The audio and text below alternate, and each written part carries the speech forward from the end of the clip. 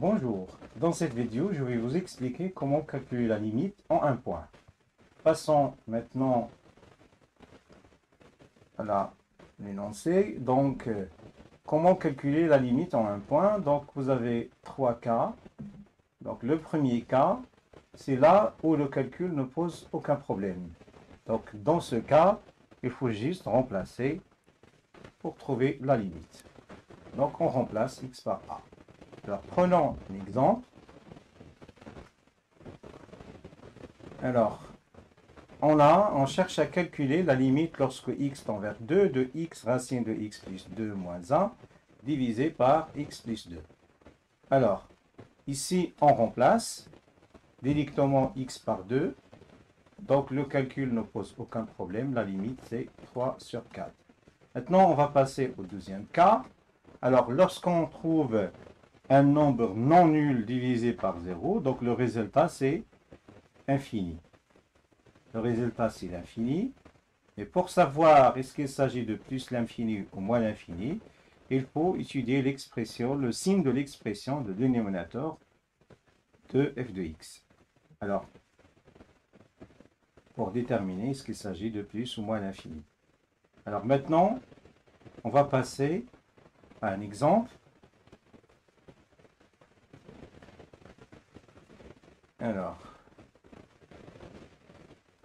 on cherche à calculer la limite suivante. La limite lorsque x tend vers 3 plus, de 1 moins 5x divisé par 3 moins x. Alors, ici, lorsqu'on remplace x par 3, ça fait 1 moins 3 moins 5 fois 3, ça fait moins 14. Moins 14 ici. Alors, divisé par quoi? Par 0. Alors, il faut normalement savoir est-ce qu'il s'agit de 0 plus ou bien 0 moins. Donc, on a x tend vers 3 plus, ça veut dire que x est strictement supérieur à 3. Donc, 3 moins x, ça sera strictement négatif. Donc, ici, c'est 0 moins. Alors, ici, on a 14. Moins 14, pardon, divisé par 0 moins. Donc le résultat, on sait que c'est l'infini, mais moins fois moins, ça donne plus. Donc finalement, le résultat, c'est plus l'infini.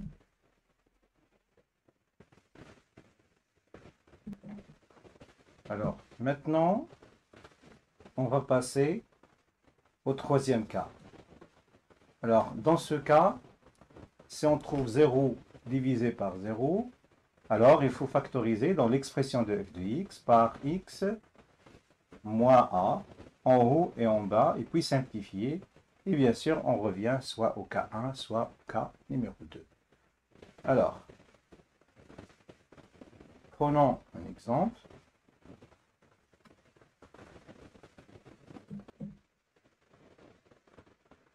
Alors, on cherche à calculer la limite suivante. 2x carré plus 3x divisé par x à la puissance 3 moins 1. Alors ici, il faut faire attention. Pour factoriser 2x carré plus 3x moins 5, donc 2x carré, alors ici 2x carré plus 3x moins 5. Alors pour factoriser cette expression, on sait déjà que 1 est une racine de ce polynôme, puisque normalement lorsqu'on remplace x par 1 ici, on trouve 0 divisé par 0. Donc il s'agit d'une forme indéterminée. D'accord? Donc 1 est une racine de ce polynôme. Donc ce polynôme, il est factorisable par x moins 1. Alors ici, normalement, il s'écrit sous la forme ax plus b, puisqu'il s'agit d'un polynôme degré 1. Alors le a, c'est quoi? Le a, c'est le nombre qui est devant x carré ici. Donc c'est 2. Et bien sûr, le b, comment obtenir le b? C'est soit on divise moins 5 par moins 2, ça donne 5. Soit on dit quel est le nombre qu'on doit multiplier par moins 1 pour avoir moins 5, c'est plus 5. D'accord? Voilà, c'est ça la factorisation. Mais pour factoriser x à la puissance 3 ici moins 1, on utilise l'identité remarquable a à la puissance 3 moins b à la puissance 3 qui est égal à a moins b facteur de a au carré plus ab plus b au carré. Donc, normalement, cette identité remarquable, elle permet de factoriser le x à la puissance 3 qui est là, moins 1.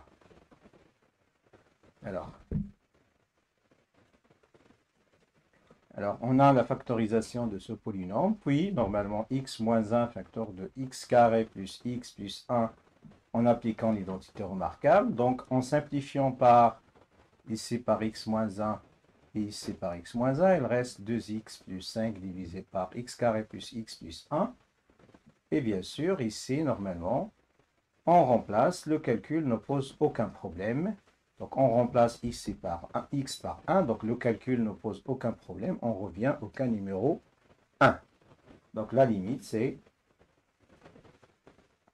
7 sur 3. Maintenant, on va passer à une autre situation qui donne 0, la forme indéterminée, 0 divisé par 0.